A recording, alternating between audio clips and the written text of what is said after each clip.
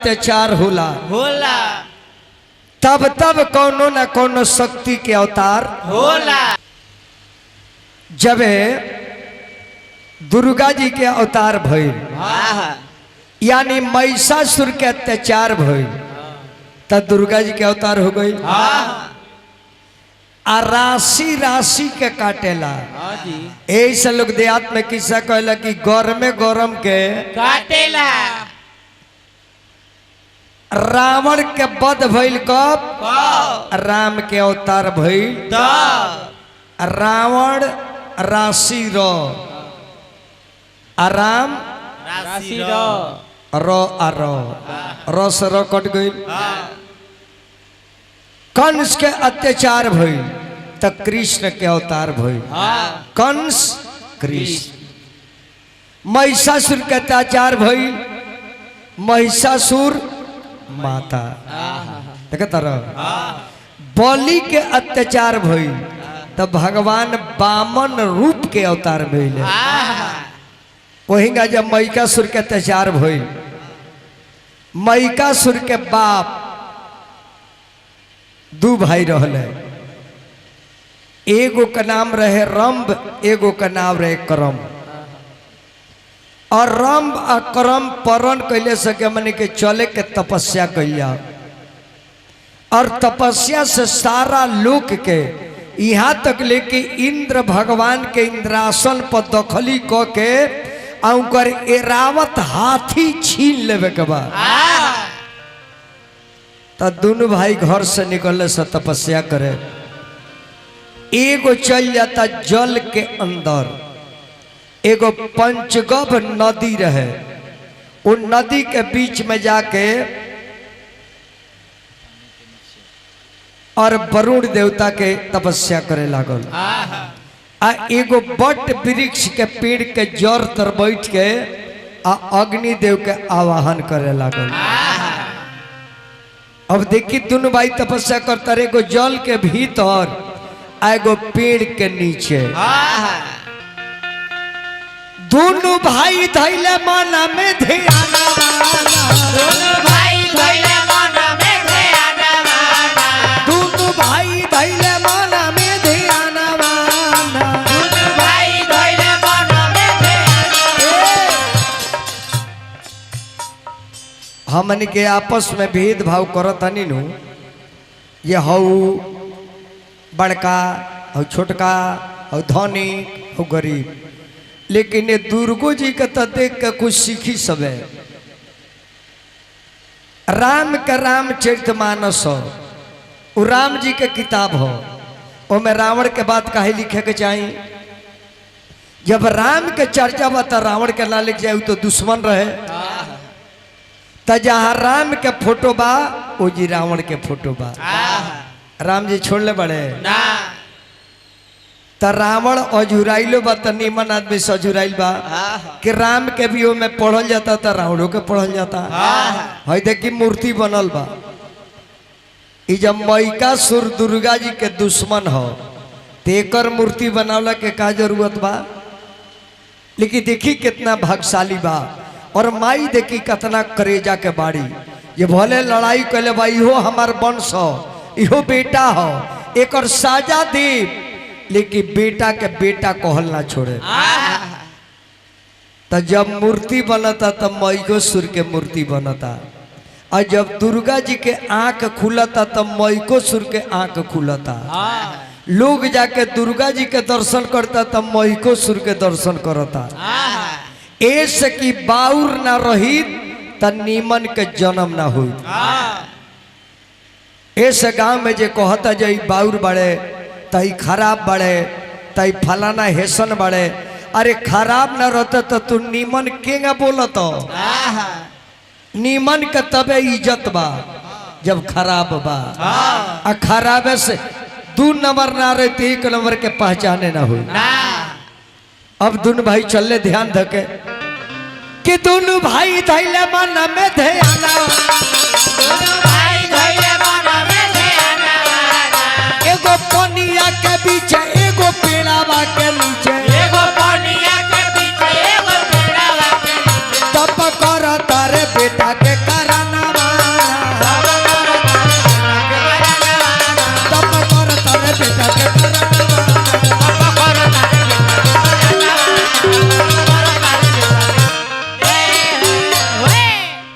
दोनों लड़का खातिर तब करे लगल सरम आ करम। एगो पेड़ के नीचे एगो पानी के पीछे, एगो वरुण देवता के आह्वान कैले बा, एगो अग्नि देवता के, एगो प्रण कैले बा जे ना ये भगवान अब बेटा ना दिए तब पानी में जान दे दे। आ एगो प्रण कैले बा कि अग्नि में कूद के मर जाए, अग्नि देवता के बुलावता बबुआ। तले देखी लीला, इतना न तपस्या कैले सन, इतना न कैले सन कि इंद्र भगवान के इंद्रासन डोले लागल। तो उनका चिंता हो गई कि कोनो तपस्या करता आ हमारी राजगद्दी लूट ली। ता इंद्र भगवान बराह के रूप बना के अब पानी में ढूक जाता रही जो केने बा। अगर ये तपस्या पूरा कर देता तो हमारी इंद्रासन ले ली।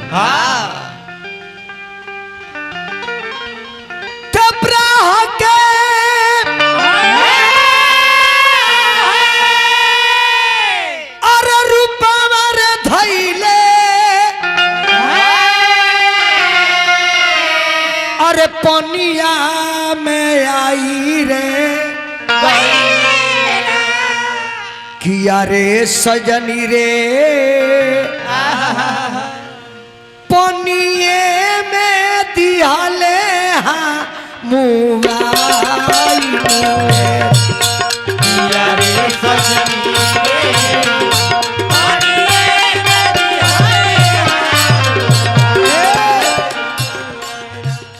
ब्रा का रेस बना के, ब्रा का रूप बना के इंद्र भगवान आकर पैर पकड़ लेता रहे। आ जाएगा दो ही महल जाता भीतर मोहे लगले। अरे सजनी रे पनिए में दिया ले मुआई नुए, किया रे सजनी रे,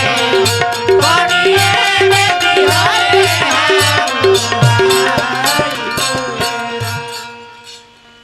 एक भाई दुनिया से कोयले एक का तप पूरा भइले।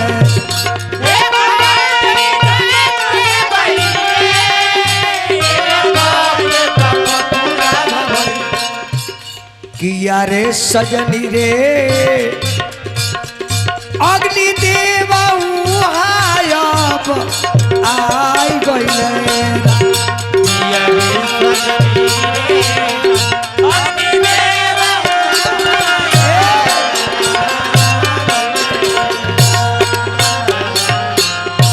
अग्नि के बीच में बैठ गई बा कि आग लाका के मर जाए जले अग्निदेव प्रकट ना हुई है। तले अग्निदेव प्रकट हो गए बाबा कहले कि चेला मंगबे त मंगबे, अरे चेलावा हमारा से हो पारा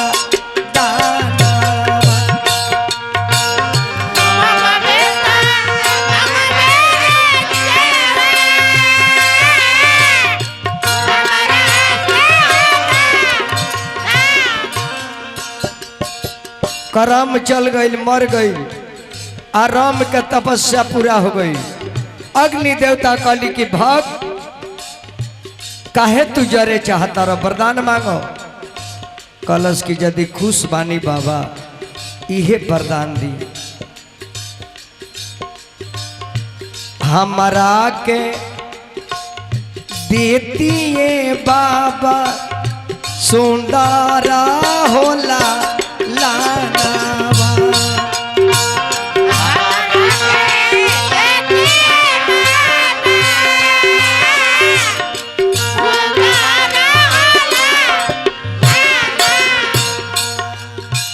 बीता के करना भाई बाबा धैले बानी हो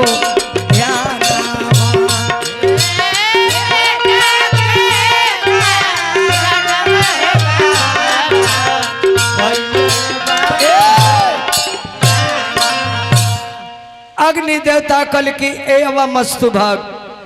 जा तारा पुत्र बलशाली होई, बेटा होई जा बेटा होई। तब कहत आवे राम जे बाबा हमार तो शादी नहीं के भई। कहले कि शादी नहीं के भई, तब वृथा ना जा हुदेव ऋषि बानी तो शादी नहीं के बोल, लेकिन हम वरदान दिले बन तो पूरा हुई। तो कहता जब बाबा बियाहे नहीं के बोल तो कहाँ पूरा हुई, मेहरारुए नहीं के तो केगा हुई। कहले जब तो मुँह से निकल गई बा होखबे करी, कलस की केगा हुई। आ तो हमरा लग से जुझा मनुष्य तो मनुष्य हुआ, जानवर भी होके, कौन पंछी भी होके, लेकिन मेहरारू होके, चाहे नर होके या जानवर होके, कौनो नारी जाति पर नजर तहार पड़ जाई उहे तहार औरत हो जाई। अभी आंख मुद के चलल कि बाबा कहले बड़े जेकरा पर देख देव उतार मेहरारू हो जाई। तो सोचता जी वही पर नजर डालो ये हमरा लायक मेहरारू होके, लेकिन करम में जौन लिखल तो न हुई। आंख बंद करके जाता जे देखे के करा के नीमन देखे से करा के, देखे के करा के नीमन देखे से करा के तले भक देगो नजर पाड़ी पर पड़ गई, भैंस पर पड़ गई।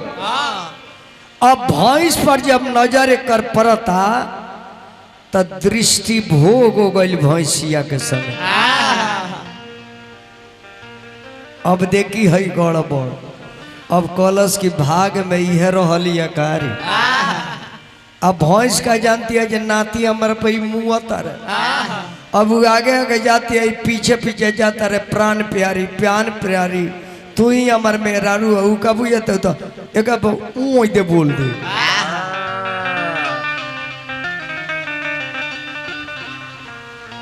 ऊपर से नहीं जी तरब के नजरिया पर अरे भैंस के ऊपरिया से फूले लागल हो, अरे फूले लागल हो ए भैंसिया के गतरिया।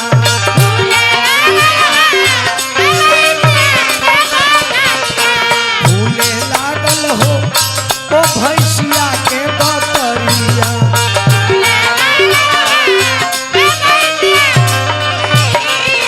आवाय आवाय आवाय अब भैंस बाबूजी गर्भवती हो गई, काहे की दृष्टि भोग हो गई।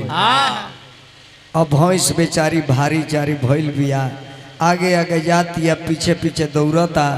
जब तो हमार परिवार निमन बाउरी है बाड़ी, जाते जाते जाते जाते जाते जाते तले आगावा से गो भैंसा घेर लेता। कहता जे रे पार्टी हमार होई कहे के हमला बोलले बारे, बयागे से भैंसवा ओवरटेक कर देता। अब भैंसिया के नहीं बोल, सोचलस कि होई ई भैंसिया के संग एगो मत ही तो पार्टी हमार हो, बोल लड़ जाता ही करा से रंब से। आ देखी रंबो के पैर जानवर से प्रेम भइल बा, आ तबो एगो जानवर के बचावे खातिर लड़ जाता रहे।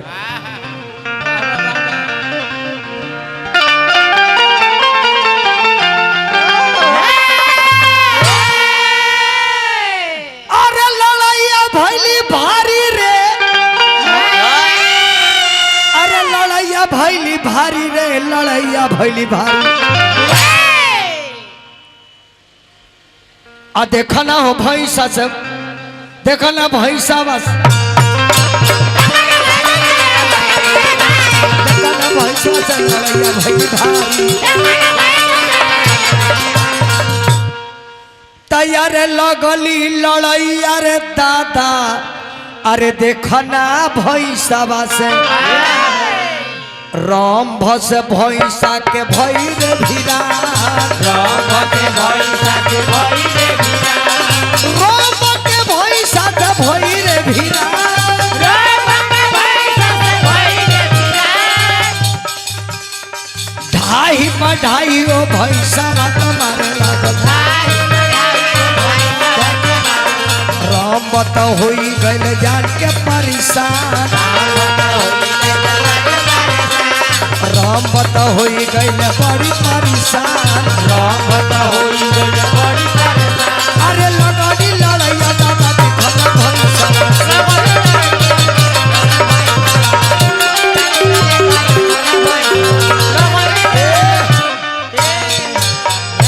देखी माई के आवे के कारण का बा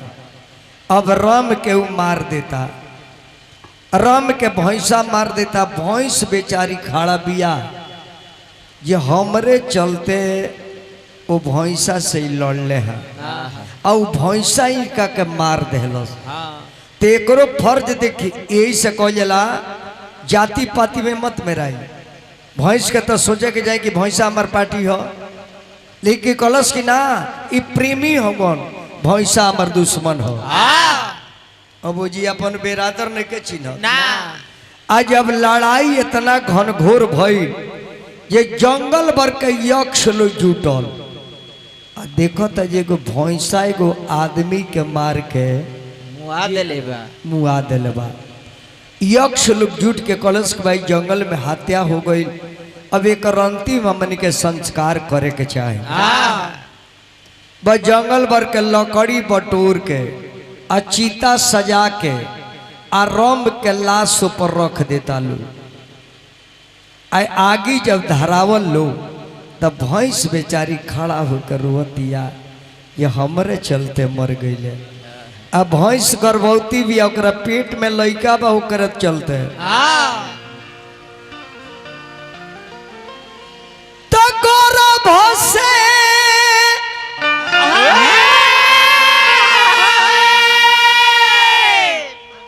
अरे मातल रे भैंसिया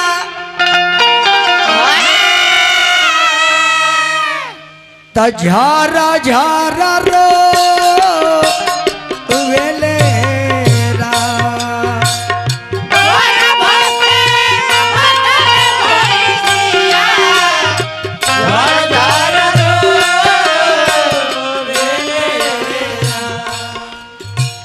कैसे कटी हमरो जिंदगिया कैसे कटी हमारो जिंदगिया अगिया में कू देलेरा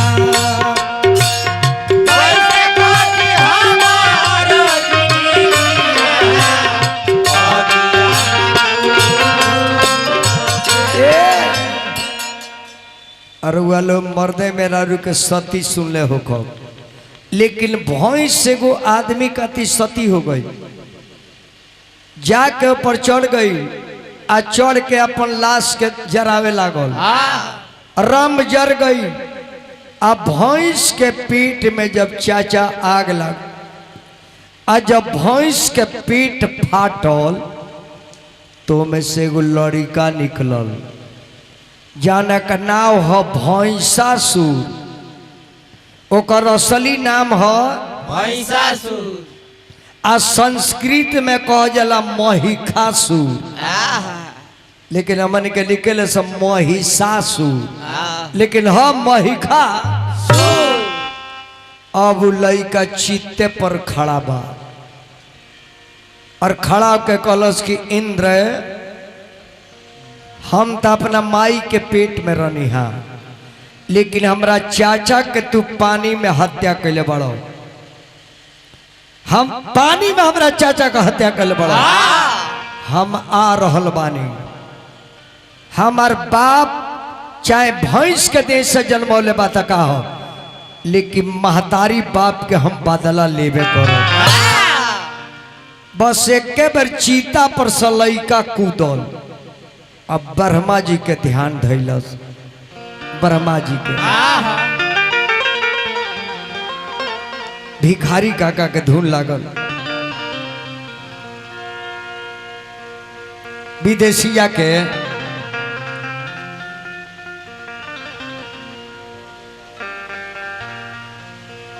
तजाई कर ध्यानवा धैले आ ब्रह्मा जी के सुमिरन जाई कर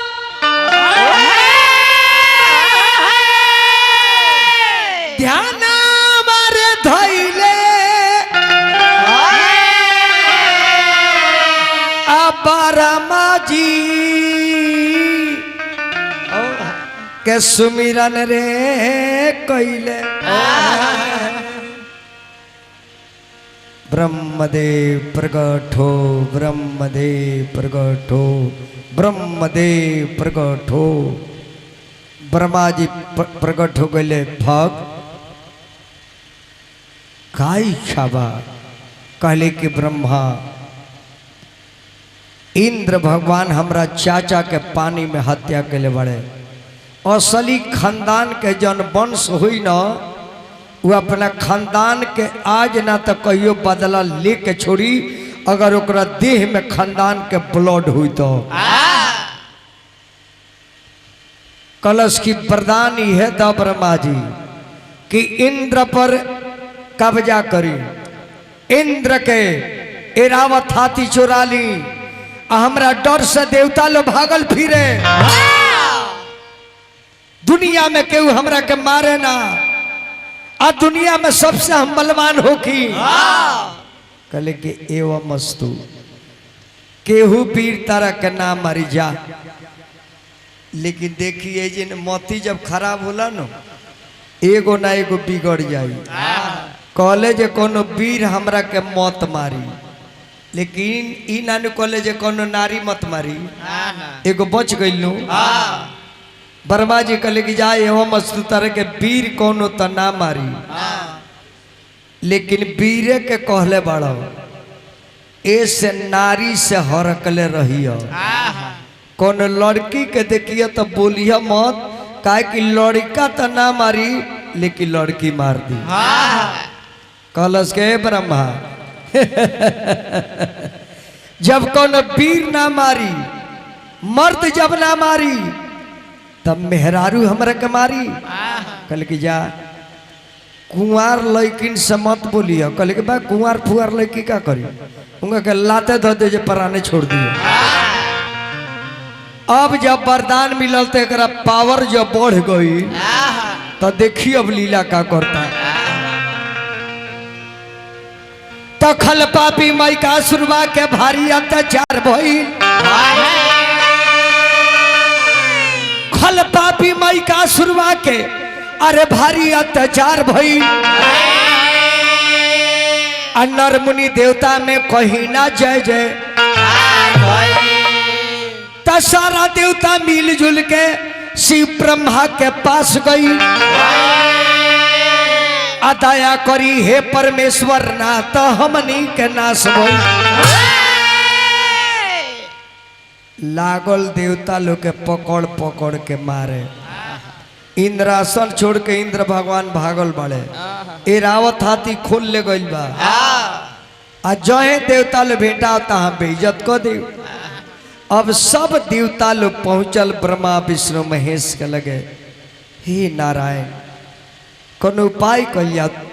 मैकासुर के अत्याचार बहुत बढ़ गइल बा हमनी देवता के जियल दुश्वार कर दिल बा। भगवान कहीं जे का भइल बा कहीं सबे तो सब लोग एक मुँहे बोलता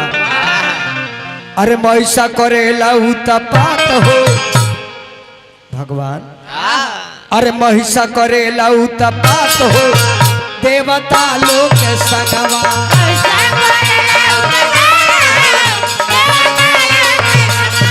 महिषा करेला उत्पात हो देवता लोग के संगवा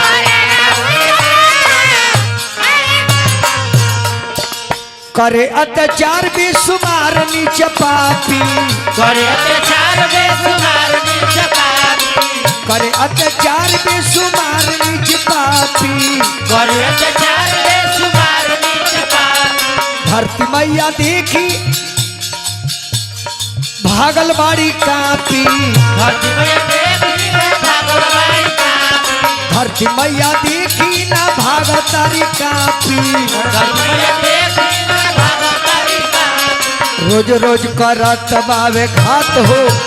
देवता लोग के संगमा ऐसा कर लऊ तो बात हो देवता लोग के संगमा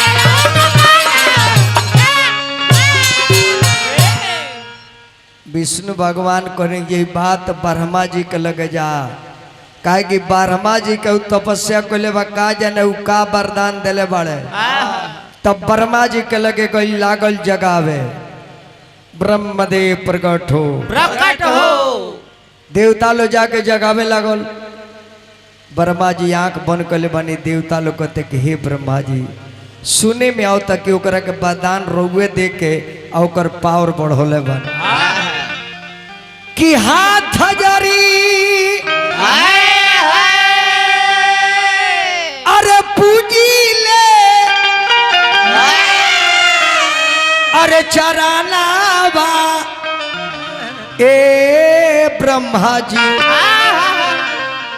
अरे मानी ना कहना बा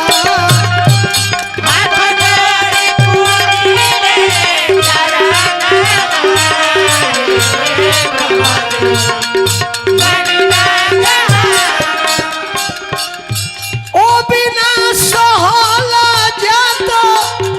मैका सुर के उता पाता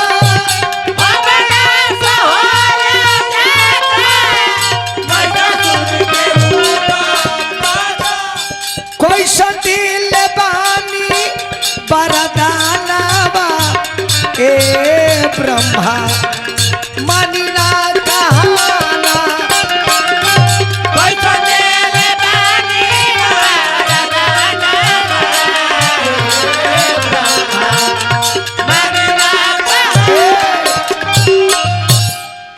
सब देवता लोग के चिंता बढ़ गई कि भाई इंद्रासन तो कभी कह ले देवता लोग का तो भागल फिरता ब्रह्मा विष्णु महेश मय देवता के समाज ब्रह्मा जी कहने के देवता लोग ओकरा के कहले वानी दुनिया में केहू वीर बलवान तोरा के ना मारी एकरा खातिर वो लोग शक्ति के वाहन करी हम मर्द के कहले वानी कोनो औरत के नहीं कहले अब ब्रह्मा जी के मुहवा खुल गई त्राहिमाम रक्षा हो देवी रक्षा हो सबकर मुहवा खुल जाता ब्रह्मा जी के मुंह खुल गई विष्णु जी के मुंह खुल गई शिव जी के मुंह खुल गई और संगे संगे पूरा देवता समाज के मुंह खुल गई और जब मुहावा खुलल तब देवता लोग के मुंह से एगो ज्योति निकलल आग के गोला खाने आई आसमान में जाके और एके में गोलवा मिल गई आ नाचते नाचते नाचते नाचते धरती पाके पिंड बन के नाचे लागल अब लोग कहते जी के ह ना जे करे आँख बा ना मुँह बा ना नाक बा ना गोड़ बा ना हाथ बा उ तो शक्ति आई लगली नाचे या बताओ लोग केने बा ब्रह्मा जी कहने के देवता लोग उहे है अरे भक्त के कराना भाए दुर्गा उहे है माई है अरे भक्त के अरे करनवाए दुर्गा अरे लिहलिया बाता भक्त के करनवाए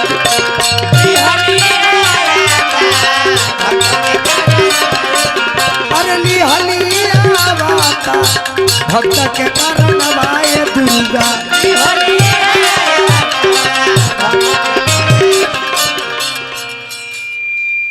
देखो आवाज आवे लागल देवता लोग आदेश आदेश ब्रह्मा विष्णु कहले कि माई है इनका का हथियार दिहल जाओ इनका के तैयारी कल जाए लड़ाई करे खातिर तो भइल का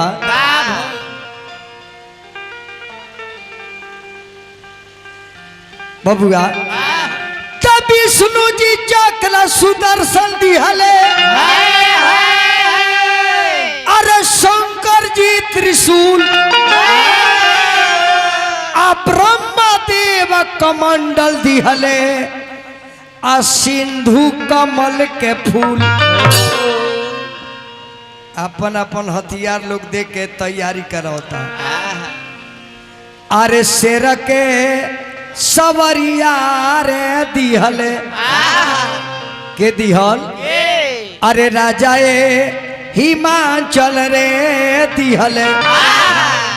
कनिया ने जे माई पार्वती हई हिमाचल राजा दिले नु अरे राजा हो हिमाचल रे दिहले अरे शेरावा के सावार राजा हो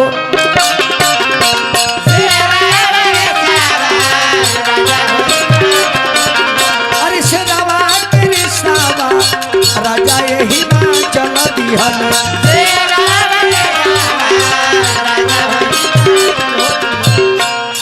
सारा देवता लो अपन अपन अस्त्र शस्त्र माई के तनी और टोन दे दो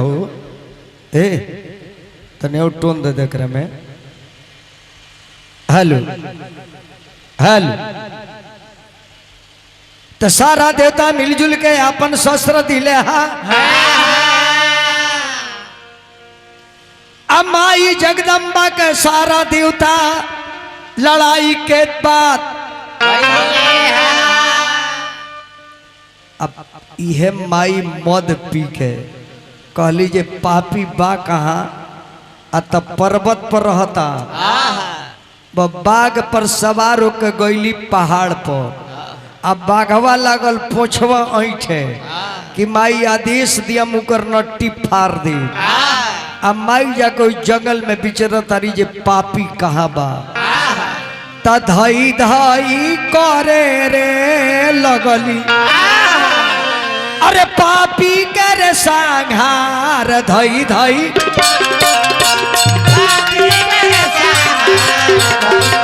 अरे पपियन कर संहार धई धई करे रे।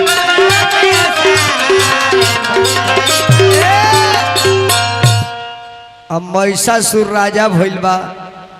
अपना दूत लोग के छोड़ले बा जे पता लगाओ सो देवता लोग कौन उपाय करता का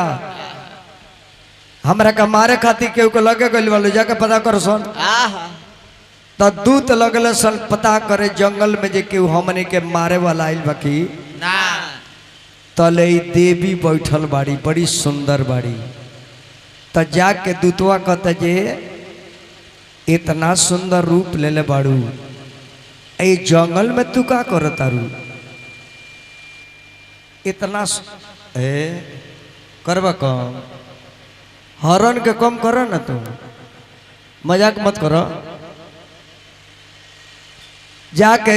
दूतवा बहुत हरण बोलवाओ तरे यार हरण बहुत बोलता है बक्सा तू हई काहे के रखले बड़ो 20 गो एकर कोनो जोड़ दे कर के बेच दे कर पैसा भजा ला। अब जाके चिलवा कतर से नारी ए जंगल में तू शोभा तारू महल के चीज आ जंगल में बाड़ू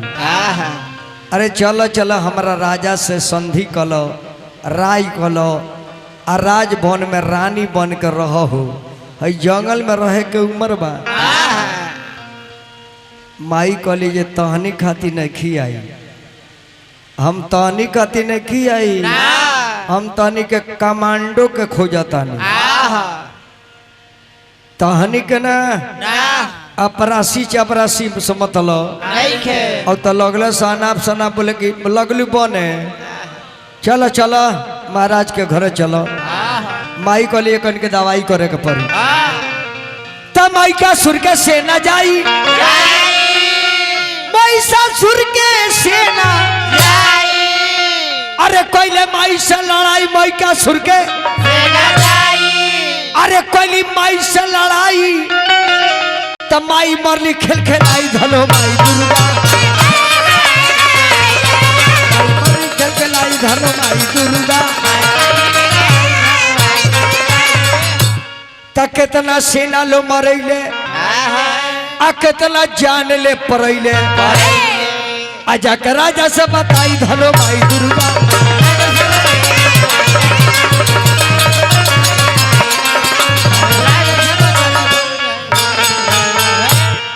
कतना मारल गले सज्जन बच गइल तन गइल राजा की हाँ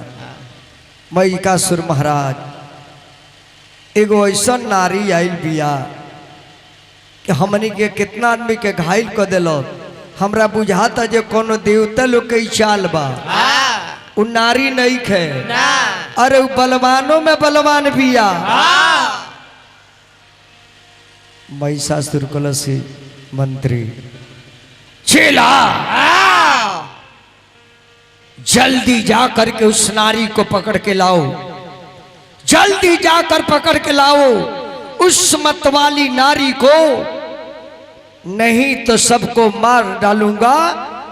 देखो तेज भुजारी को तो गोइले सन माई कुलीन के विकेट गिरा देली आज जौन बाज गइल तो ना के को तो महाराज हमनी के मान के लोहा नहीं खे कलश की का तुम लोग लड़ाई नहीं किए हो तब फिर मुंह दिखाने के लिए क्यों आए हो तनी के को मेहरारू मार के भगा देलो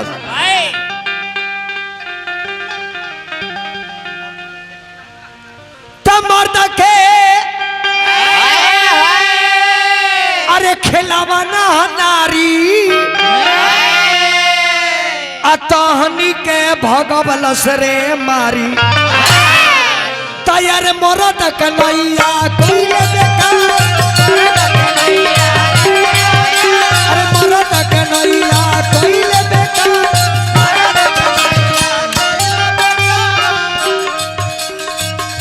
किया हो राम जिया ला के भावे धीरा तारन मेरा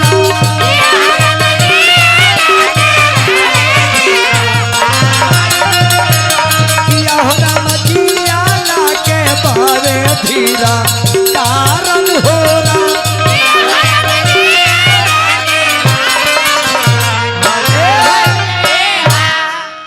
स्वयं महिषासुर गई आज आके कहता नई नवेली नार तारा हाथ में हथियार ने के सोबत जाना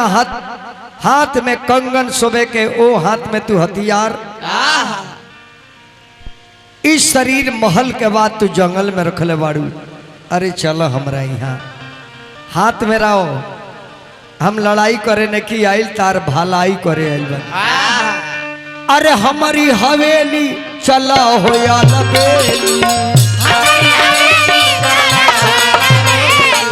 हमारी हवेली चला हो या चला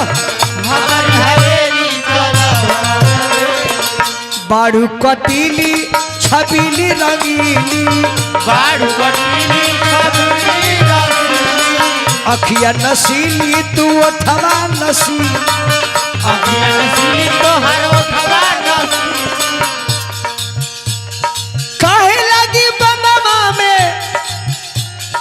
काहे लगी बनवा में रहेलू अकेली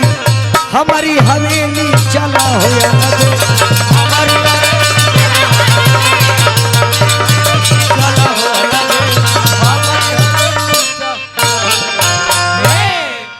देवता लो यदि केहू के मारे के चाहे ना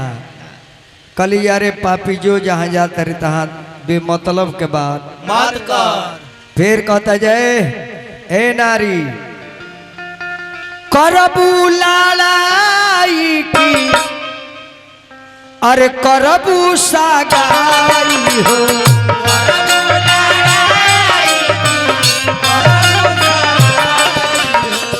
दिल पर चलावा जानी गोली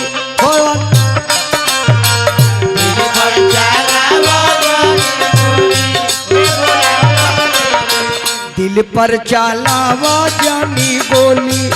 अलबेली बोली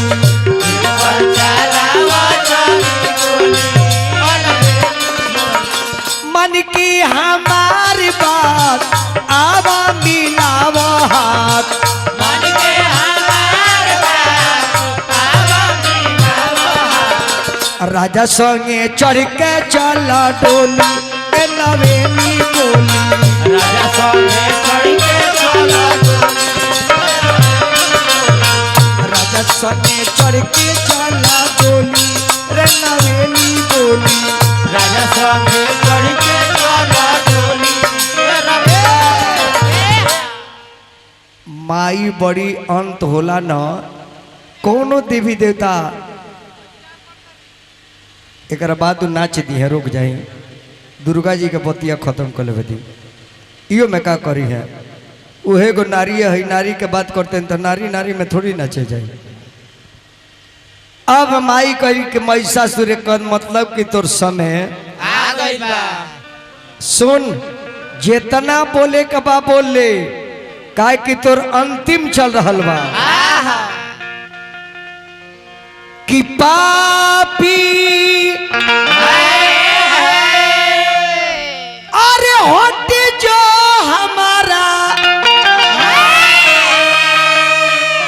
अरे आँखी के हजूर से न तबतिया करना लूर से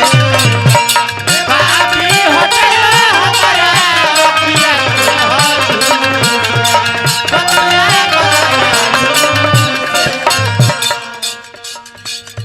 तोहर आइल बानी कालिया करब हलाल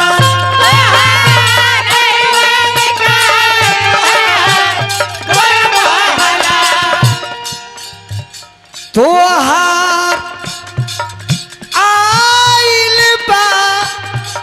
अरे बोलावा जमपुर से तोहरी आइल बा बुलावा जमपुर से बतिया करना लूस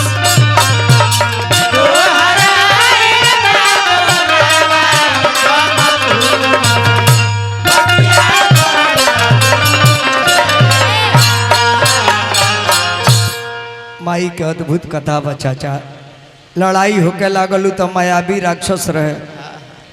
कब भैंसा बन जा भैंसा के तो बेटे रहे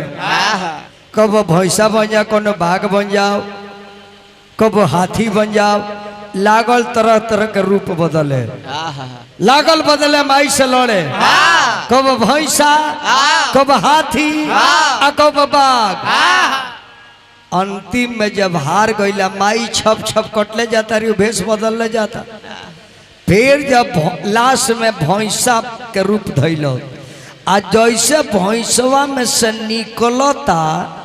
तले देखी माई ओकर हत्या कर दिल जैसे भी जन्म लेवे के चाहता तले पुलुंगिया काट देली कोड़िए तुर देली तो बतिया कहाँ से धरे जा तब माई कैसन महिमा बा माई के अद्भुत लीला बा जेकरा के ऊ ना मरिए ओकरा के दुनिया में केहू मारे वाला नहीं खे और जेकरा के माई चाहती ओकरा के केहू बचावे वाला नहीं खे ऐसे भला करबा भला हुई कर भला तो हो भला कर भला हो भला नीमन करब नीमन होई दूसरा के इज्जत करब तोरो इज्जत मिली दूसरा के इज्जत अपन इज्जत समझब तो दुनिया तहार इज्जत समझी अब छठ माई के गीत एक बाद इनका डांस